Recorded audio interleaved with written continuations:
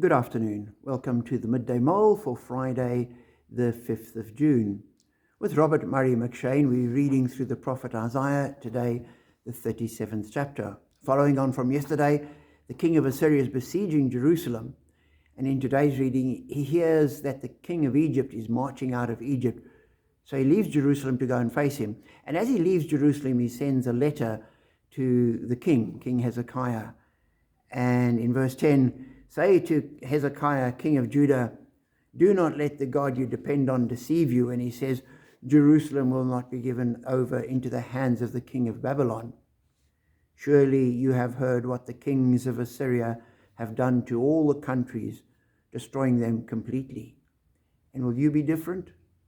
Did the gods of the nations that were destroyed by my predecessor deliver them? And he goes on saying that your God's not going to deliver you either. You're going to fall to me.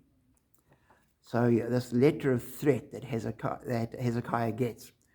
And in verse 14 on, we read what he does. Hezekiah received the letter from the messengers and read it.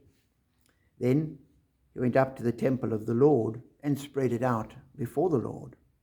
And Hezekiah prayed to the Lord, Lord Almighty, the God of Israel, enthroned between the cherubim. You alone are God over all the kingdoms of the earth.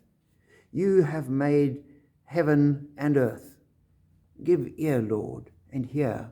Open your eyes, Lord, and see. Listen to all the words of Sennacherib has sent to ridicule the living God. And as I read that, I thought, what a wonderful example of what to do.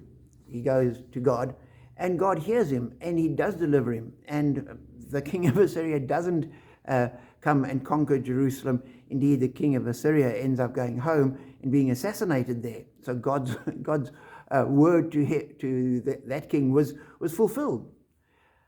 And as I read that, I thought, what a wonderful example of what to do with bad news.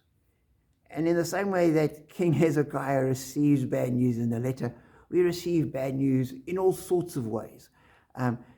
From friends, from doctors, from politicians, no matter what it is, at various points we all hear bad news. Sometimes it's general bad news.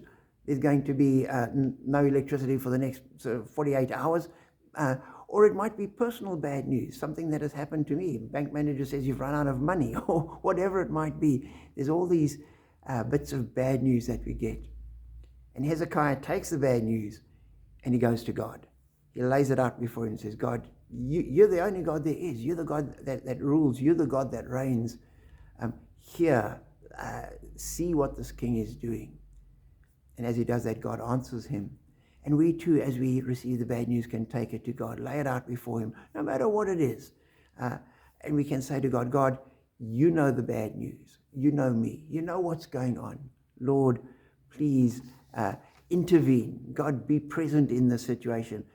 And sometimes he will come and he will deliver us, and there'll be a great reversal, and the bad news will disappear. Sometimes he will just help us to live through the bad news and cope with what's going on. The same way that he helped the Israelites cope with the exile eventually. But whenever we get this kind of information, let's take it to God in faith, knowing that he hears us and he always answers. Be blessed.